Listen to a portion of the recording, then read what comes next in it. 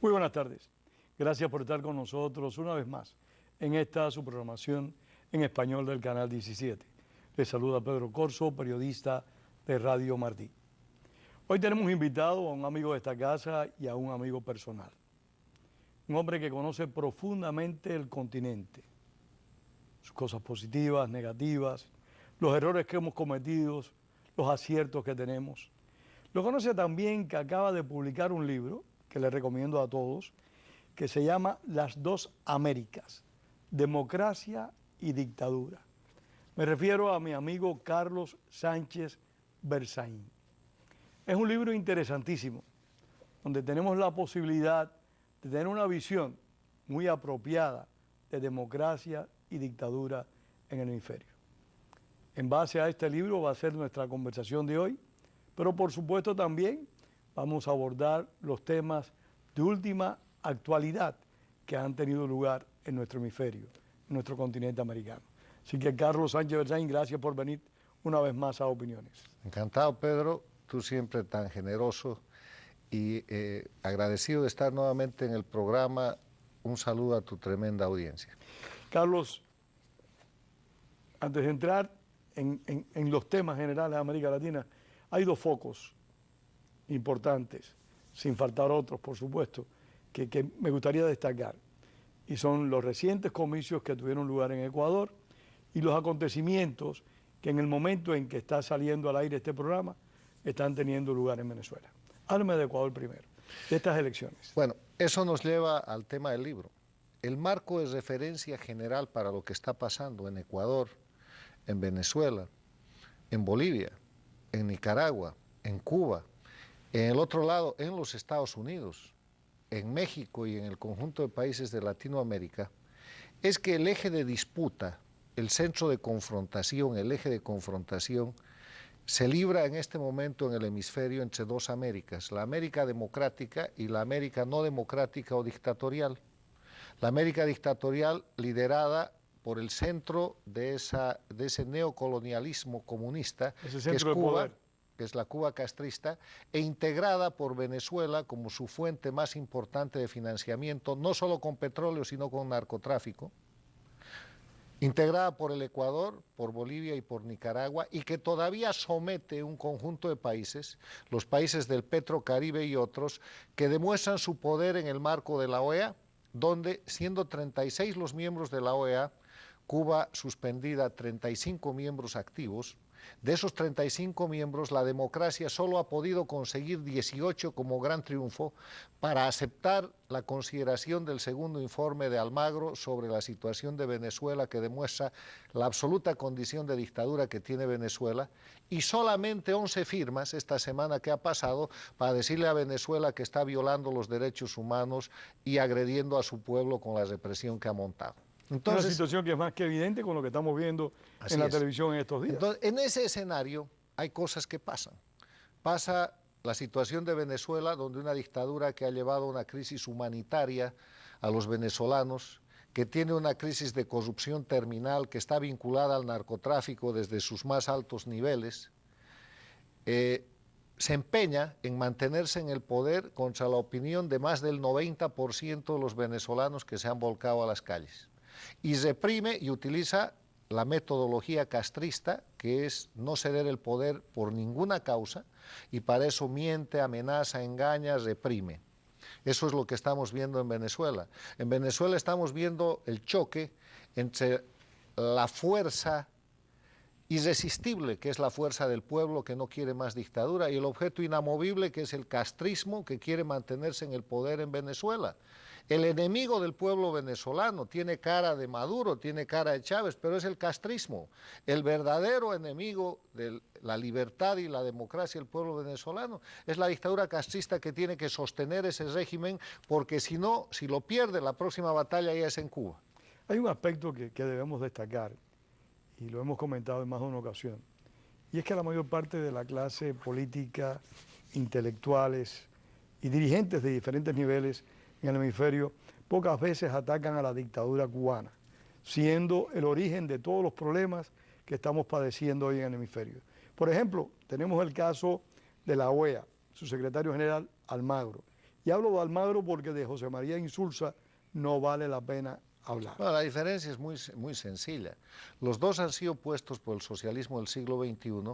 Insulza era un entregado que no respetaba ni principios ni valores, que aceptaba a cambio de ese salario de ignominia muy grande, desde luego, que recibía los insultos de Chávez, que le decía insulso y que lo trataba peor que a un esclavo. Esa es la realidad. Y Almagro es un hombre de izquierda, ha tenido a los principios y valores, que ha tenido el valor, en el caso de Venezuela, de escribir 2 informes y de señalar la crisis dictatorial y humanitaria. Yo me siento satisfecho como periodista, como una persona comprometida con la libertad y los derechos, de que Almagro haya expresado públicamente y trabaje a favor de la democracia venezolana.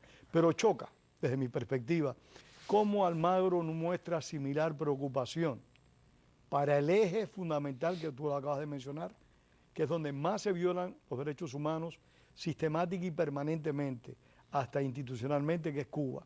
Cómo Almagro no analiza más de cerca la situación ecuatoriana, la nicaragüense y la propia boliviana. Mira, yo creo que hay que tener consideración política con Almagro. Almagro en el tema venezolano se ha jugado al 100% y está librando una batalla desigual porque está en minoría. Las dictaduras, esa América dictatorial pintada de rojo en la tapa de mi libro, que tienen 5 países bajo control directo, tienen el control del Petrocaribe y con eso logran manejar la votación tanto del Consejo Permanente como de la Asamblea General de la Organización de Estados Americanos, donde cada estado tiene un voto. Estados Unidos, que es un estado continental, o México, o Brasil, o la Argentina, que son tremendos estados, tienen el mismo voto que tiene Bahamas, Haití, Antillas, Guayana. Bueno, no, eso es la igualdad soberana de los estados. Esa igualdad soberana... No, me refiero a la democracia. Cuando se va a producir el voto en un organismo internacional, sí, es válido es válido, pero por ejemplo en las Naciones Unidas no funciona así el Consejo de Seguridad. Bueno, tiene un Consejo de Seguridad que... donde hay 5 miembros permanentes que son los que ganaron la guerra. Pero no importa, el tema es así, y esos pequeños países que reciben el soborno del petróleo venezolano de la mano de la Cuba castrista a través del Petrocaribe, no tienen ningún empacho en votar contra la democracia, contra los derechos humanos, contra la libertad y contra los propios principios de la Organización de Estados Americanos y agredir al defensor de esos principios, que en este caso es el secretario Luis Almagro. Ahora, en ese escenario yo creo que Almagro ha dado un gran primer paso con el tema de Venezuela. Yo creo que Almagro ha empezado a tocar el tema Cuba. He visto esta semana aquí en Miami una foto en el Diario de las Américas de Almagro reunido en la oficina del congresista Díaz Balart con los otros congresistas cubanoamericanos y con líderes del exilio americano diciendo que el tema prioritario con relación a Cuba es los derechos humanos. Es un avance poco difundido, pero muy notable. Porque lo único que no puede, con lo que no puede engañar la dictadura castrista es la base de los derechos humanos que son violados todos los días. Te pueden inclusive mentir con una apertura educativa, una apertura de negocios, pero el tema de derechos humanos... Que mienten con mucha habilidad. Okay. No, entonces, en ese escenario yo creo que Almagro, entre luces y sombras, ha cometido el gravísimo error de nombrar cabeza de los delegados, de los observadores electorales a la elección del Ecuador, y ahora entramos en Ecuador, a Leonel Fernández, el expresidente de República Dominicana, un país del socialismo del siglo XXI, del Petrocaribe, sometido al petróleo cubano. Y que siempre demostró estar muy próximo a Hugo Chávez y a Nicolás Maduro. Que tiene la opinión de que Chávez es un hombre de la historia latinoamericana, la luz que ilumina la historia de América Latina, que tiene una opinión casi reverencial hacia el dictador asesino Fidel Castro y hacia el castrismo, y que va de observador principal a las elecciones del Ecuador, y que antes de 24 horas de que se haya cerrado la votación, cuando no habían ni siquiera resultados terminados de computar, dice: esta elección ha sido una elección limpia, fantástica, ha ganado Lenín Moreno, mano y bendice Pero es la que lo elección. mismo pasó con Nicaragua también. Bueno, es que tú tienes que ver que esta cuestión de las elecciones en los países castristas, Venezuela, Bolivia, Ecuador, Nicaragua, es un calco, es parte del sistema que ellos usan bajo el paradigma falso de que elecciones son democracia. Y ellos dicen, si hay elecciones y ganamos, esto es una democracia, cuando no hay Estado de Derecho, no hay división e independencia de poderes, hay presos políticos, hay exiliados políticos, y ellos además hacen fraude en la elección. Por supuesto. Eso ha sucedido el año 2013 en Venezuela. Los actos, la película, las imágenes de lo que pasó con el fraude electoral para que Nicolás Maduro sea elegido presidente de Venezuela en el 2013 es exactamente la misma película que estamos viendo en el Ecuador. En boca de urna ganaba el opositor Capriles en Venezuela, en el Ecuador ganaba el opositor Lasso. Llegaron las actas al centro de cómputo además manejado por un consejo electoral absolutamente designado por el gobierno. Se apagó la luz en determinado momento y cuando se prendió la luz, en los dos casos, Venezuela y Ecuador, estaba ganando ya el candidato oficialista. Terminaron el cómputo rápidamente y cerca de la medianoche proclamaron ganador al oficialista. Entonces salió el opositor que en verdad había ganado la elección, en su momento Capriles y ahora Lasso en el Ecuador, a reclamar. Y empezaron las amenazas, empezaron los juicios, empezaron los atentados. Te quiero decir que en el Ecuador le han atentado el vehículo del vicepresidente electo, del verdadero ganador, que es Andrés Páez. Han empezado juicios contra Páez, han empezado procesos judiciales contra Lasso para amedrentarlos, los han citado a 2 o 3 días de la segunda vuelta electoral a fiscalías y a juicios para meterles miedo y han tratado de desmovilizar a la gente, que ese es otro elemento. La gente en Venezuela se lanzó a la calle, en el Ecuador se ha lanzado a la calle, ¿y eso con qué termina? Termina, seguramente en el Ecuador todavía no ha terminado el tema, pero a ese camino van, con un presidente, entre comillas, absolutamente ilegítimo, resultado del fraude electoral que en 2013 en Venezuela se llamaba Nicolás Maduro y que ahora en el Ecuador se llama Lenín Moreno, que va a seguir el mismo camino Lenín Moreno de llevar a su país a la crisis. Ecuador está en el camino de la caída al abismo que tiene hoy día Venezuela. Sin duda alguna, y si hasta ahora no ha caído, ha sido por la moneda que tiene, que es el dólar. Sí, pero si no, se habría derrumbado también por la inflación y todo lo demás. Sí, además de eso yo te voy a decir por qué no ha caído, porque ha jugado con la imagen de una posibilidad de cambio. Correa diciendo ha de haber elecciones, la gente creía que le podía ganar, desde el principio sabían que había fraude, pero no pensaron que el fraude iba a ser tan descarado. El verdadero ganador de esa elección es Lasso, Guillermo Lasso, y está exigiendo nada más el recuento de los votos. Pero Carlos, es un patrón de conducta que vimos también en los comicios que tuvieron lugar en Nicaragua este mismo año. A eso vamos. Pasó el lo 2013 en Venezuela, el 2014 en Bolivia con Evo Morales. No te olvides que Evo Morales no perdió podía el referéndum y quiere ser, hacer otro más. No podía ser candidato el 2014 por su propia constitución. Entonces acudió a su tribunal constitucional y el tribunal lo habilitó. Y después todo el fraude electoral del castrismo, en el socialismo del siglo XXI, empieza con el registro ciudadano. Sigue con la identificación personal, continúa con el establecimiento de circunscripciones. Las autoridades electorales son todas de ellas, las nombran.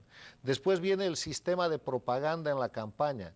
Ellos controlan los medios de publicidad, no hay libertad de prensa. Después escogen con quién van a librar la campaña electoral e inhabilitan a los candidatos que quieren, los persiguen judicialmente, los exilian.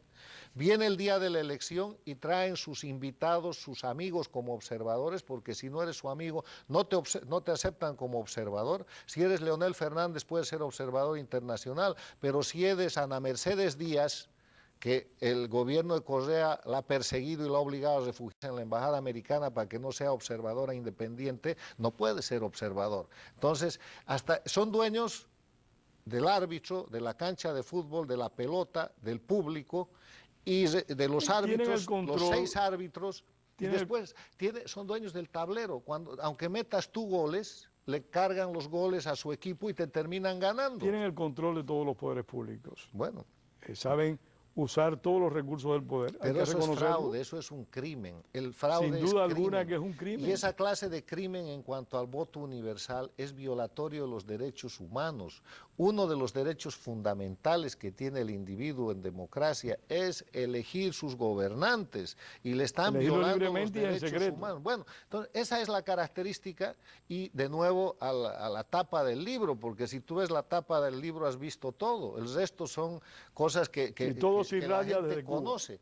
Cuba maneja todo eso y Cuba hoy día con una mano está poniendo el reemplazante de Correa para mantener el régimen, para mantener ese Ecuador en el marco de lo que es el sistema castrista y está sosteniendo en la calle con violencia, con amedrentación, con mentiras a nivel internacional, con presión internacional sobre sus amigos que son Zapatero, de nuevo Leonel, un grupo de expresidentes que quiere hacer de nuevo el mareo de la mediación como hicieron hace unos meses para sostener a Maduro en Venezuela y lo que estamos viendo es impostura, mentira, violación de derechos fundamentales y ausencia de democracia. ¿Cómo salimos de esta crisis de valores, de esta crisis también de solidaridad? Porque lo hemos conversado también más de una oportunidad. Es necesario que todos nos demos cuenta que cuando un país nuestro está afectado en lo que respecta a los derechos ciudadanos, eso es una amenaza para el resto de los países. Nosotros no podemos seguir mirando indiferentemente lo que acontece en el país vecino.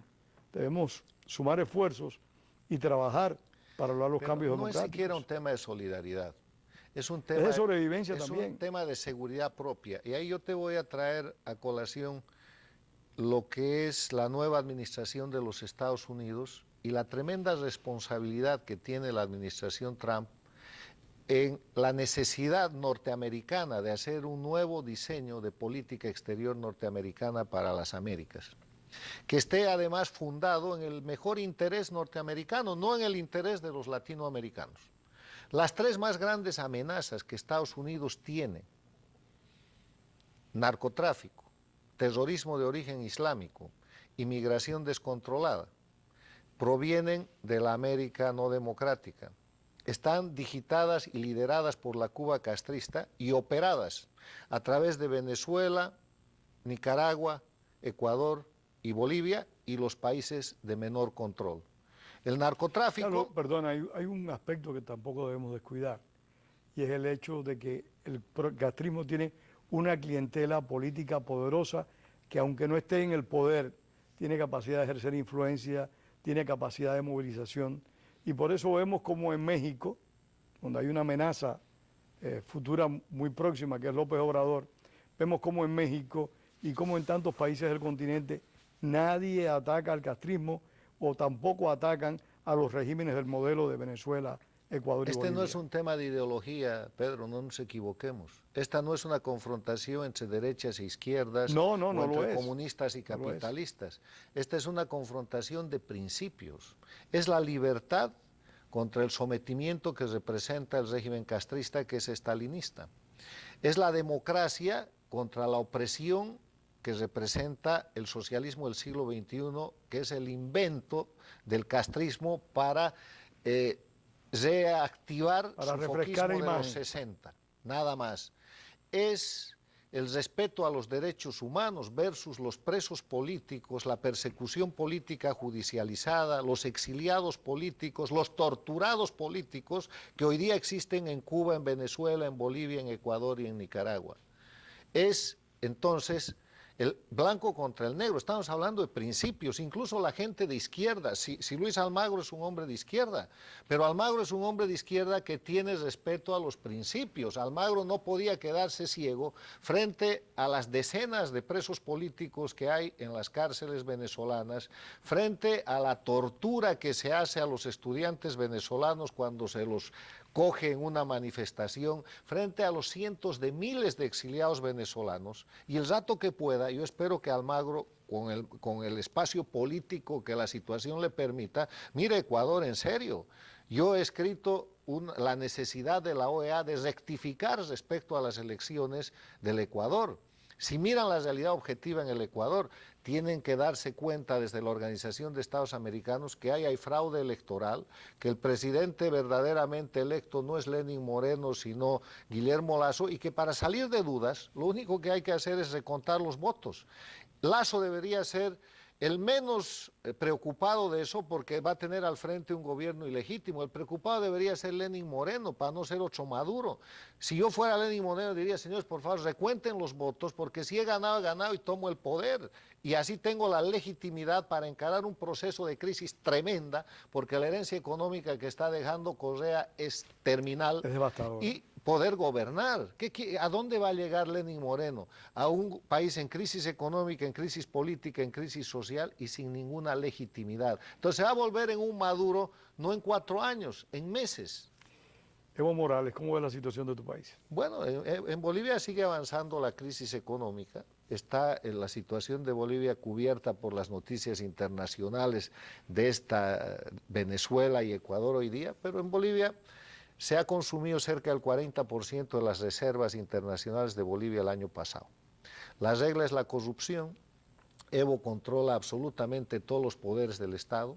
Si en algún momento Almagro se fijara en Bolivia e hiciera un formulario de lo que es uno de sus 2 informes, el primero o el segundo, o los 2, que ha hecho sobre Venezuela para Bolivia, encontraría que en Bolivia hay presos políticos, el exgobernador de Pando, los excomandantes democráticos del alto mando militar del 2003, estoy hablando de Leopoldo Fernández, estoy hablando de los generales Quiroga, Vélez, los generales que están presos en las cárceles, hay gobernadores perseguidos y presos, acaba de salir de la cárcel el gobernador del Beni, hay presos políticos de lo que fue la masacre del Hotel Las Américas el 2008, decenas de gente que está presa, acusada judicialmente por crímenes que el gobierno de Evo Morales ha cometido y que Evo Morales ha ordenado.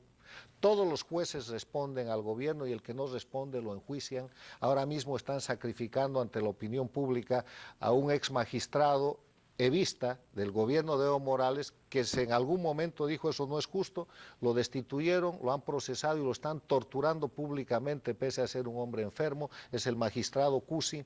No hay justicia, no hay división, independencia de poderes, hay crisis económica y campea el narcotráfico. Bolivia es un narcoestado donde Evo Morales acaba de dictar una ley diciendo que el cultivo legal de coca suba de 12.000 a 20.000 hectáreas, cuando lo que en verdad necesita Bolivia son 6.000 hectáreas. Pero además de eso, tiene más de 40.000 hectáreas de coca ilegal. Y ahí viene el eje de lo que te decía, la amenaza del narcotráfico, el negocio del narcotráfico en la otra mano, amenaza para las sociedades libres, Estados Unidos y todas las Américas, y negocio del narcotráfico para los socialistas del siglo XXI, se mueve en el eje de Caracas, donde se ha concentrado el hub de comercialización del narcotráfico que se nutre de la droga, de la cocaína que producen las FARC en Colombia y de la que produce Evo Morales, que ha convertido en narcoestado a Bolivia. Y de los 2 gigantes sudamericanos, Argentina, que tiene un gobierno centrista en este momento, el señor Macri, Brasil, que está Michel Temer, quien fuera compañero de fórmula de Dilma Rousseff. ¿Cómo tú ves esos 2 gigantes sudamericanos, su futuro político? Son 2 gigantes heridos, porque son 2 gigantes que han estado cautivos. Han estado cautivos de la corruptela, del mal gobierno y del desastre que supone el castrismo, el socialismo del siglo XXI. El gobierno de los Kirchner en la Argentina ha sido un gobierno hipercorrupto, violador de los derechos humanos, ha destrozado la institucionalidad económica, jurídica, democrática y gracias a una Corte Federal, en el caso Clarín, se ha podido romper el control absoluto de aquello, han habido elecciones y se ha producido el triunfo de un presidente que, como tú dices, es centrista, pero es un presidente de minoría. El presidente Macri en la Argentina es un presidente que no tiene mayoría en el Congreso, entonces tiene que afrontar una crisis económica, tiene que afrontar la caída del populismo, donde hay que tomar medidas económicas que son de afectación social que no son importante, populares, que afectan a la ciudadanía. Así es, y que tiene que hacerlo en minoría. Brasil. Entonces, el diagnóstico de la Argentina es un diagnóstico reservado, de gran optimismo, pero una realidad muy dura. Y Brasil es otro gigante que acaba de salir de la cautividad. Tú sabes que puede ser un gran atleta, puede ser un tipo extraordinario, pero si te meten cautivo, como en el caso brasilero, que ha estado cautivo desde el 2002 hasta el 2017, 15 años de cautividad, y que se ha demostrado, en manos Carlos, del PT, del Partido de los Trabajadores. Que el Partido de los Trabajadores es el partido de los corruptos. El centro de la corrupción más grande que ha corrompido toda América Latina a partir del Foro de Sao Paulo, con Lula y Rousseff, con el tema del Lava Jato, 15 empresas constructoras, donde la más notable es Odebrecht, que han hecho negociados bajo una sola consigna política. Esa es corrupción política, no empresarial. Los empresarios son un elemento de la corrupción. ¿Y sabes cuál era la consigna? La izquierda latinoamericana liderada por Cuba decidió que nunca más les iba a faltar plata y que iban a tener dinero como sea, que la década del 90 fue una década perdida para el cascismo y la extrema izquierda latinoamericana porque no tenían dinero. Y cuando Chávez entró al poder y se juntó con Castro, la consigna fue que nunca nos falte dinero. Empezó la corrupción. 3 años más tarde, el 2002, llega Lula al poder y consolidan un proceso de corrupción que todavía existe en los países del socialismo del siglo XXI, donde yo te digo, en Bolivia la regla es la corrupción. ¿Por qué Evo Morales no destapa los contratos con empresas brasileras o con empresas chinas, donde han hecho sobreprecios y han tenido coimas que lo abarcan a él y a toda su gestión? Se acaba el tiempo, nos quedan 2 minutos. México con López Obrador. ¿Lo crees posible? Mira, yo creo que primero hay que ver el México actual, que es un México en crisis. Es posible que en el marco de la democracia López Obrador llegue al gobierno de México, pero eso depende de los mexicanos, todavía falta. Yo creo que hoy día en México hay que ver una crisis del sistema político que abarca también a López Obrador, no es una crisis de los partidos de centro y de derecha. Hay que ver el futuro de México y en eso los mexicanos tienen que tener una visión muy importante, porque cuando tú tienes la casa incendiándose, no la apagas con gasolina, tienes que buscar agua o extinguidor.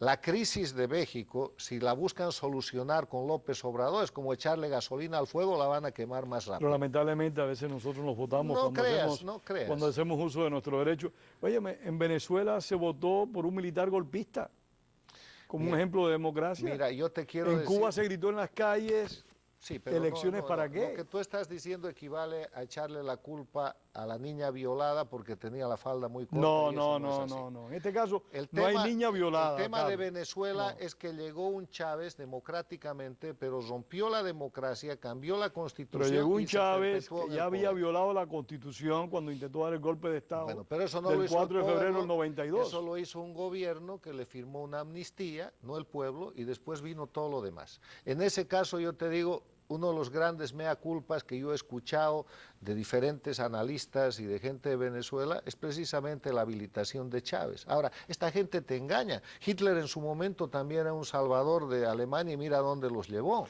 Pero el problema es que los dos, y lamentablemente se nos fue el tiempo, los dos personajes de esta charla más importantes, Hugo Chávez y Fidel Castro. Son dos criminales a los que la dos historia personas castigará. que se sabían quiénes eran. Y si la gente los abrazaron, fue porque realmente cometieron un gravísimo error, en su mayoría conscientemente. Y se acabó el tiempo, Carlos. Lo lamento mucho. Otra charla tenemos que llevar. Sobre el tema. Seguro. Gracias a ustedes por haber compartido con nosotros esta tarde. Y recuerden, como decía el apóstol José Martí, la palabra es para decir la verdad y no para encubrirla. Gracias a Sánchez Berzaín y gracias a ustedes. Les esperamos el próximo domingo.